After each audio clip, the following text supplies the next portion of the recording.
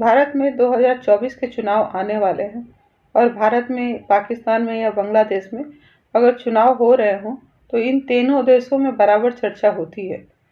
और पाकिस्तान में चूँकि उन्मा का देश है और हिंदुओं की संख्या, यानी कि जो हिंदुत्व वाले हैं उनकी संख्या भारत में ज़्यादा है, तो पाकिस्तान में अगर चर्चा होगी तो पूरी उन्मा के लोगों के द्वारा होगी और उनकी राय रखी जाएगी।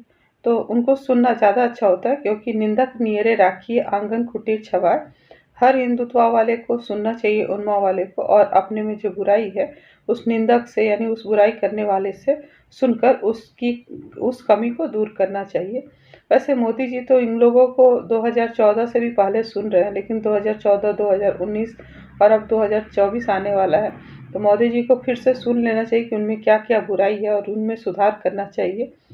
और चूँकि पाकिस्तान उन्मा का सरताज है, क्योंकि उन्मा के नाम पे इसने ही एक ऐसा देश बनाया है जिसके लोग, उन्मा वाले लोग वहाँ जमा हुए और उन्होंने एक देश बना लिया।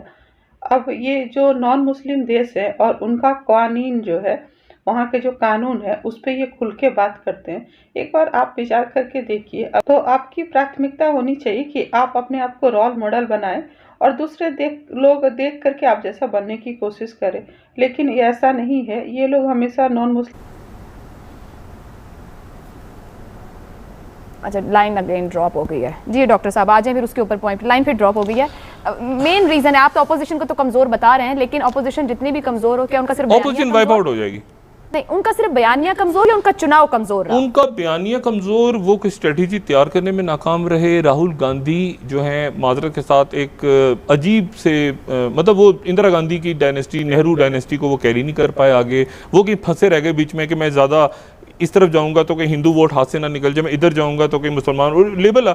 और उन्होंने कामयाबी से करप्शन स्कैंडल अपना उड़ा दिया। हालिया दिनों में बहुत बड़ा आया था राफेल स्कैंडल, बहुत बड़ा, उसको उन्होंने बिल्कुल साफ कर दिया मीडिया में। भारी सरमायाकारी दुनिया भर से हुई। मोदी साहब के लिए कैंपेन उन्होंने अच्छी चलाई, सब कुछ किया। मसला ये है कि वहां पर भी यही सूरत हाल हो गई है। अब जैसे मैंने कहा ना, मतलब ये मेरा तज़िया, एक तो सदारती निज़ाम आ गया। आप इसको माने ना माने आयशा, मैं अपनी बात पे कायम रहूंगा। सदारती निज़ाम उधर चलाते, इधर की तो मैं बात ही नहीं कर रहा ना। मैं आपसे सिर्फ कह रहा हूँ कि देखें ना, ये उनकी पार्लियामेंट भी इरेलीवेंट हो गई, जैसे हमारी पार्लियामेंट इरेलीवेंट है। उनकी लोकसभा पहले भी इरेलीवेंट थी, अब मजीद हो गई। सिर्फ 90 करोड़ वोटर को कह रहे हैं कि इरेलीवेंट उनकी लोकसभा। अच्छा, मुझे कहिए कि भारतीय जनता पार्टी रूल करेगी, नरेंद्र मोदी एज नरेंद्र मोदी रूल करेंगे? Narendra Modi as a president rule करेंगे, एज ए डिक्टोरियल प्रेसिडेंट।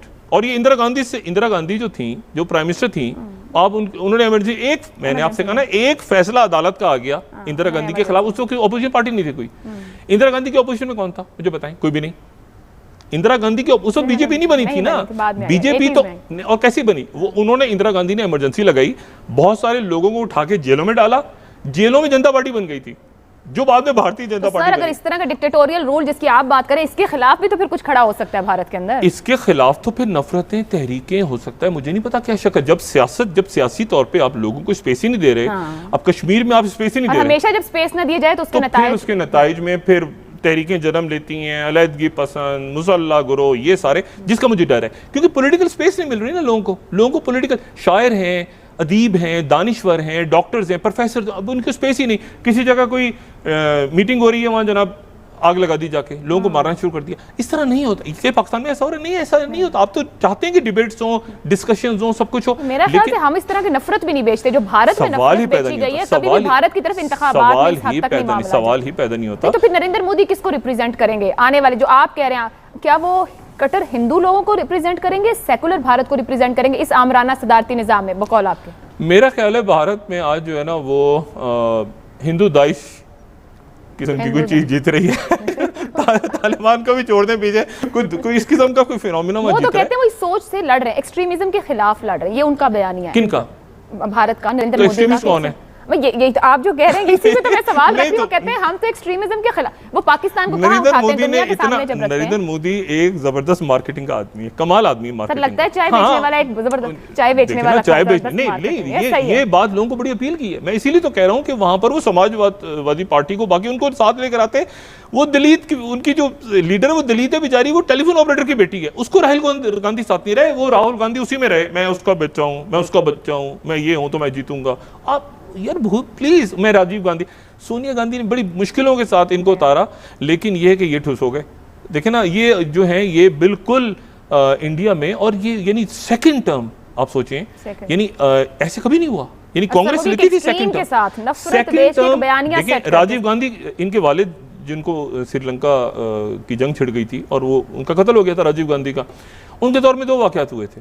एक तो उनके दौर में ये वाकया हुआ था कि श्रीलंका की, और दूसरा वाकया क्या हुआ था, बाबरी मस्जिद। ये राजीव गांधी के दौर में हुआ था ना बाबरी मस्जिद। तो उसके बाद तो बीजेपी बनी है, उससे पहले तो जेपी थी, यानी जनता पार्टी थी। यानी जनता पार्टी का मतलब ये कि पीपल्स पार्टी समझ लें आप, या अवामी लीग समझ लें। वहां देखें कि वहां जो थर्ड ऑप्शन है आम अवाम पार्टी, वो जो बीच में निकले, वो नहीं गेन कर पाए। तमाम की तमाम सोच नरेंद्र मोदी की, मईशत उनकी तबाह हो गई, अनएम्प्लॉयमेंट उनकी बढ़ गई, उनके यहाँ वायलेंस बढ़ा। राहुल गांधी अगर कैश नहीं कर पाते, राहुल गांधी 48 साल के हैं, 48, वो 68 के हैं। राहुल गांधी आए, नौजवान की आदत, फलाना ढिमाकना, ये सारी अपील की ना, वहाँ राहुल गांधी अगर इन पास यहाँ तक, यानी 2 इलेक्शंस में बदतरीन शिकस्त के बाद दूसरा इलेक्शन, पता नहीं इस बार सीटें कितनी आती हैं, नहीं तो अगले इलेक्शन तक वाइप आउट होंगे। मैं आपको बता रहा हूँ, डॉक्टर साहब जो भारत को कहा जाता है, इनको नहीं छोड़ेंगे बीजेपी वाले, इनको रहने नहीं देंगे। और वहाँ की आवाम क्या बन रही है, सवाल तो ये भी उठता है ना कि आप, अभी हमने बात की भारतीय जनता पार्टी कैसे बनी। हम कहते हैं जी भारत कदरे, मतलब वहाँ पे एंटरप्रेन्योर्स भी हैं, पढ़ा लिखा तबका भी है, लेकिन गुर्बत भी अपनी जगह बड़ी तादाद में, बेरोजगारी भी बहुत ज्यादा है। सोचने और समझने की बात है कि 1 अरब से ज्यादा आबादी का मुल्क क्या बयानियां बाय कर रहा है, वो अपने आप उस बयानिया से क्या नुकसान देगा, अपने हमसायों को क्या पहुंचाएगा। आपके पास कितनी वीडियोस आती होंगी जिसमें आप देख रहे हैं लोगों को मार रहे हैं, टॉर्चर कर रहे हैं, ऐसे हो रहा है बहुत ज्यादा। ये भारत में व्हाट्सएप के ऊपर ऐसी लाखों वीडियोस हैं, ये तो कोई एक आध आ जाती है ना, पाकिस्तान में लाखों वीडियोस हैं।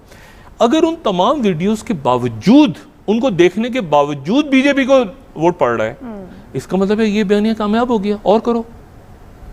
देखिए ना, आप उनको यानी मुजरिम या गलत साबित करने में नाकाम हो गए ना पब्लिक में, राहुल गांधी या बाकी। पाकिस्तान में 3 खुतबे बहुत मशहूर है जो बच्चा और बूढ़ा सब देते हैं। आप अरबी छोड़कर भारत या मगरिब का कल्चर अपनाते हैं तो आप कफ्फार में शामिल होंगे, फितना फैला रहे हैं और इस्लाम से बाहर हो जाएंगे। 1000 साल तक राज किए, 1000 साल तक मिल के रहे। हालांकि उस समय हिंदुत्व बहुत थे, लेकिन फिर भी हमें कोई खतरा नहीं था। अचानक हमको खतरा लगा और हमने पाकिस्तान बना लिया। फिर एक्सट्रीमिस्ट हिंदुत्व को हम गाली देंगे। पाकिस्तानी जिहाद 2.0 स्टार्ट। आरएसएस हिंदुत्व, एक्सट्रीमिस्ट, आतंकवादी हिंदुत्व, मोदी फितना फैला रहे हैं। हम 20 करोड़ जो माइनॉरिटी हैं मुस्लिम पाकिस्तान इंडिया में, उन पर वो फितना फैला रहे हैं। फिर से ये तंग कर रहे हैं, ला ला ला ला ला। फिर से हम हिंदुत्व को कसूरवार ठहराएंगे और फिर से हम पाकिस्तान बनाएंगे, ला ला ला ला ला। विधर्मी हिंदुत्व हमारा पाकिस्तान बनाएंगे, मुसलमान ना बने तो यहाँ से मार के भगाए जाएंगे। फिर जिहाद पाकिस्तान 3.0 स्टार्ट, ला ला ला। उन्माद का नज़रिया हमेशा जो नेहरू डायनेस्टी वाले लोग हैं, इन्होंने खुद कहा डायनेस्टी उस पर पॉजिटिव रहता है, क्योंकि उन्माद में ही नेहरू की बेटी ब्याही गई थी। और फिर एक अहले किताब वाली बहू भी है उसमें, जो इसने कि 15 साल लगभग भारत पे राज किया, और उनका बेटा जो है बहुत दिनों से कोशिश कर रहा प्रधानमंत्री बनने का। तो अहले किताब होना और एक प्रधानमंत्री की बेटी का इनके उन्माद में ब्याह होना, ये मायने रखता है। ये हमेशा उनका साथ देंगे। ऐसे भी इंदिरा गांधी गई थी बाबर के मजार पर सर झुकाने के लिए, तो उन्होंने भी उन्माद से पूरी दोस्ती रखी है। लेकिन हम भारतवासियों के लिए हो, उन्माद के लिए हो या किसी और के लिए काम करें, वो सबसे पहले हमारे देश की प्रधानमंत्री थी। इस बात को हमें ध्यान देना चाहिए। और जहाँ तक इनकी बातें, ये सारे खुतबे हम लोगों ने आरएसएस पर, मोदी पर सुना हुआ है, और इन्हें दोहरा लेना चाहिए। अपनी गलतियों में सुधार करना चाहिए हमें, ताकि ऐसे खुतबा इन्हें देने का मौका कम मिले। बाकी हम इनको कुछ नहीं कह सकते, ये अपने में सुधार करें या नहीं, लेकिन हमारा फर्ज है कि हम अपने आप में सुधार करें। इस वीडियो में इतना ही, मिलते हैं अगले वीडियो।